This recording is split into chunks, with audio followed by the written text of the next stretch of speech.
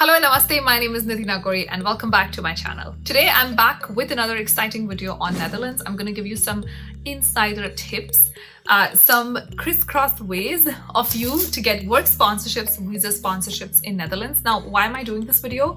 That's because a lot of people in my audience of late have started receiving visa sponsorships in Netherlands, and I thought that this is going to be a good pathway, a good segue for anybody who's looking for visa sponsorships abroad.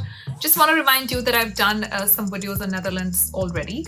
So there was one video that I really liked, which was how Netherlands introduced an entire work permit, which I don't think anybody knew about for very long because it was announced 1 year before the pandemic. So it was announced end of 2019. It started in 2020, and because it was a pandemic, there weren't a lot of immigration movements.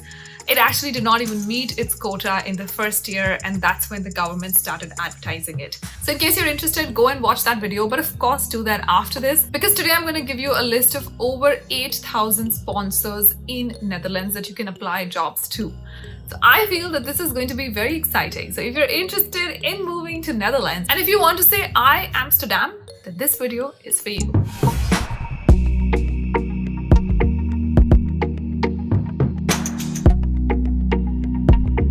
Before I start this video, I just want to tell you guys that I got a message just today. I'm going to pop it up right here. This is on Instagram. And you can see I was posting some stories about relocation packages, and I was genuinely jealous. Like, why didn't I get these relocation packages? And this particular package was in Amsterdam. So one of my audience members responded to that and said that he got the same relocation package. He's actually moving to Netherlands. He found the job through LinkedIn. It's a visa sponsorship, etc. And I was so happy. I was like, oh my God, it's happened again. I'm sure if you follow me on Instagram, you already know there's so much content that I've made on Netherlands because it is hiring people in huge capacity right now. And it's such a beautiful place to be in, very vibrant, very multicultural. If you don't know Dutch or German, you'll still be able to find opportunity. It's not like Germany, it's not restricted that much. So language is also not that huge a barrier. So I kind of really got excited. And then I posted this story, which is me saying that actually I'm literally shooting a Netherlands video today. I had everything planned, but it just happened that I had someone else also tell me that they got an opportunity in Netherlands. And I just wanted to share it with you guys because I want to make it more real and more relatable for each one of you. You guys know I always like to set context in any video. So in this video, I obviously want to start off by setting up some context. Now, what happens is, how do I know who the list of sponsors are and who is allowed to sponsor a visa? So every organization that is eligible to sponsor a visa to international candidates, whether it's for work, whether it's for internship, whether it's for research, any purpose that's different from tourist visa, or I'd say any purpose that involves any kind of money-making ability in Netherlands. So if you are an organization in Netherlands who wants to sponsor somebody to come to Netherlands to do any kind of work, which can involve any monetary payment in Netherlands, then you need a license. Now, this is a standard process that's followed across the world. Every country has this process, which means anybody who wants to sponsor any kind of visa apart from tourist visa needs a license to do it. That's a very simple way of me, putting it down. Of course, it's called different names in different countries. In Canada, it's called LMIA. In other countries, it's called something else. But yeah, just to set the context and keep it really easy and simple, anybody who wants to sponsor any kind of visa for any international candidate, and if that visa is not a tourist visa, they need a license to do that. Now, some countries are good with putting out the list of which companies sponsor visas. Some countries do it very openly, like UK. I think if you go onto their immigration website, there's a whole list. I have also covered that in a video. If you're interested, I'm going to link it up right here. So if you want to go watch it, I think the number runs in thousands. Unlike Canada, unlike Australia, I'd say UK and US do it very openly and very out in the open. So you can see which companies in these countries can sponsor you. So similarly, Netherlands also has a list. What I like about the Netherlands list is that it's divided into 4 categories. These are completely different categories. We'll talk about all of these individual categories a little later. But why do I find it unique and why do I find it different? It's because if you're somebody who's looking to move on, say for research, then there's a different list for you. So you have limited options, I think 150 plus options. But at least you have those 150 instead of going through 8,000 names to see who can sponsor you. Similarly, if you want to do short-term work in Netherlands, there's a different list, as opposed to if you want to work in a regular corporate, there's a different list. So I like that there is some categorization. I know some of you may ask me, but how do I know if my field is getting sponsored or not? So just so that you know, the license that any company gets is to sponsor. they don't get it to sponsor a particular field.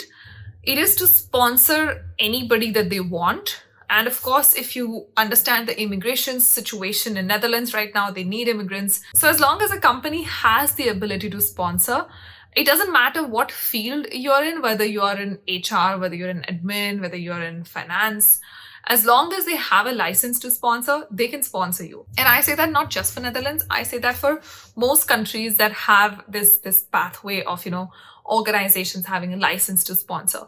So the license is never given for a field, it's given to an organization. Of course, what will benefit your cause is if you are in a field of shortage. Now, if you're not in a field of shortage, then it might be difficult for the company to justify to the Netherlands government why is it that they need a foreigner, especially if that job or if that profession or if that skill is not in shortage in Netherlands. If there's a local available to do your role, number one, no company will sponsor you. I mean, they'll hire a local any day. So you need to be in a field of shortage. But the field of shortage itself is not short. It's a huge list. And you could be doing any of these 500-600 professions and you would still be eligible to get a sponsorship. So that's the entire context. You have companies. These companies get licenses to sponsor foreign nationals to come in and work for them. Now, it's not just companies, it's also colleges, universities, research labs, etc., etc. And then you have a list of shortages. If you are in this list, which I already mentioned is a humongous list to begin with, then your chances are already good. All right, now coming to the recognized list of sponsors. The first list that you'll see up on the government website is the list of au pair and exchange. Now, this is for young people who want to experience a different culture. You don't necessarily have to do a job. I think in the West, it's mostly people who are in high school who do this. So they'll apply for au pair, in which they'll go to a different country and they'll take care of, say, a local family's kid. They'll stay with the local family, they'll get a salary, they'll get insurance, everything. They'll take care of the kids during the summer because the kids are off during the summer months. And then they'll also explore around the country. They'll go out, they'll of course get time off. It's like regular work with proper labor regulation, so you cannot be exploited. So this is a common practice in the West. I actually have a bunch of my colleagues who've done this. They've probably gone to France because Canada and France have a history and people here study French in high school, and so it was easier for them to go to France and experience that culture. And of course, once you go to Europe, you can go anywhere anyway. So I've had colleagues who've done that, and I really wish that something like this was open when I was in high school. I know it was definitely around, like I remember reading about au pair and stuff, but but I just never gave it a thought. And also growing up in India, I don't know how conservative your parents are or how strict your parents are. My parents are strict. If I told them that I want to go to a random country and take care of a random kid and then explore the country, I'd probably get a beating. But that's not the case today. So if you're somebody who's young, who doesn't really have, a college coming up in the next couple of years, or you don't have work situation coming up in the next couple of years, but you still want to explore opportunities abroad, then I think au pair is great. What I like about this list is it's a short list. So you can literally go to these organizations, just Google them up, go to their website and apply directly. You already know they're licensed to sponsor you a visa, so your chances only get better. The next list that you'll see up is the educational institutes. Now, this is for any college or any university that can sponsor people resident permits. That's a very generic list. That's because, if you want to apply for a student visa and if you want to make sure that you're not going to a fraudulent university in Netherlands, then just make sure that the university appears here. Very generic list for anybody who's considering a student pathway. For this video, I'm not looking at a student pathway, so we'll move on to the next. Now, the next list is the highly skilled migrant list. This is the list of corporates, organizations that can sponsor the highly skilled migrant visa. This is the work visa for highly skilled people. That's the visa that I would suggest. Now, there's also the startup permit. We don't have the list for that yet because, like I said, it's a one-year-old visa. I think the government is still trying to collect information on that. And because there weren't a lot of takers for that visa, I doubt that list is going to be huge to begin with. But for now, you can start with the highly skilled migrant list. Now, this is a huge list. It has over 7,500 companies. What I would suggest is try to scan through and see which names pop out to you. To me, I think the big fours popped out quite a bit, like KPMG and stuff popped out. To me, the consulting firms and the recruitment firms popped out.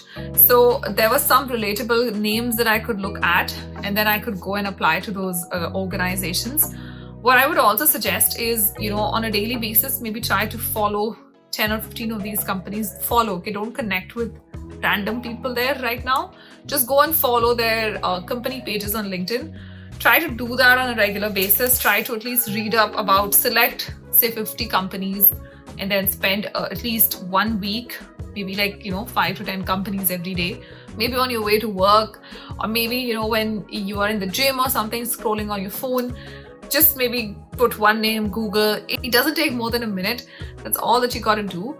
And then figure out if that's your industry. So for example, if you are working in supply chain, you could be looking at manufacturing companies, logistics companies, but say a call center might not be the right place for you.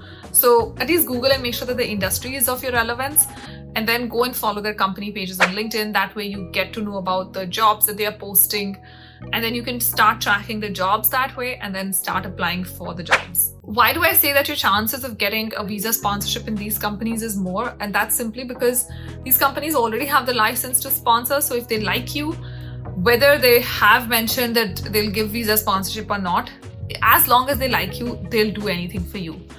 This was a line that somebody had told me when I moved to the US first. Like in the West, when an organization likes you, they'll do anything to retain you. Because talent is sparse, talent is tough to find. Nobody wants to give up on talent. So yeah, I understand this is a huge list. It can get overwhelming. Figure out your own way. I gave you my way. I think this way works pretty well. Maybe go and look up multinational companies whose names European multinational companies, or if there are companies that you worked for in the past. Just go and do a quick search in this file. It's a PDF, you can easily search through it. If you find them great, start earmarking their jobs. If not, what you can also do is earmark a couple of companies that might have operations in India, and then you can figure out if you want to move there to get an intra-company transfer, anything like that, or start applying to their LinkedIn. I personally feel the easiest thing to do is to go and follow these company pages and just apply for jobs that are applicable to you. It won't take more than 10 minutes for you to follow 20 company pages. That way, if you're just scrolling on your phone, sometimes if you're in the gym, if you're commuting to work, you can spend a couple of minutes and at least get this entire thing done. And it won't feel like a lot of pain or a lot of work. Now let's come to the fourth list. Now this is a research list. This is for people who want to do any kind of research. There's a short list of about 150 plus institutes. If you're somebody who wants to do a research, say basic sciences, or wants to pursue a PhD or anything like that, then this is a great list to go by. You can just simply start Googling and figuring out professors that you'd like to work with, figuring out labs that you'd like to work with. And I think it's just so well put out. I don't think the research list is available in any country. I don't know of it. I feel like you have to go and do that research yourself online. Even in the US, which has over 50% of its research capacity comes from international candidates, even they don't have a list like this. Netherlands has that list. So if you want to do research, of course, please, by all means, make sure that you use this list and start doing your search accordingly. On that note, this video has come to an end. An important link is waiting for you in the description box. Please make sure that you check that link out, because this is the link to the immigration website itself, and that's where all these lists are housed. So you can get these lists, download them, share them with people that you think might need them.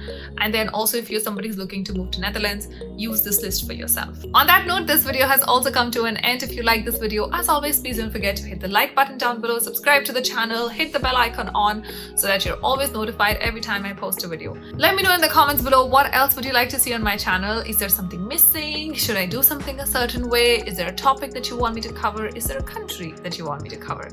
Anything and everything, all your suggestions are always welcome. I'm always curating my future content depending on what you want to see on my channel, because I only want to create content that's going to be beneficial and helpful to you. So please put all of that down in the comment box below. I promise to see you in the next video. Until then, make sure you stay safe, take care of yourself, keep smiling, keep working hard, and keep pushing for yourself. Stay safe. Namaste.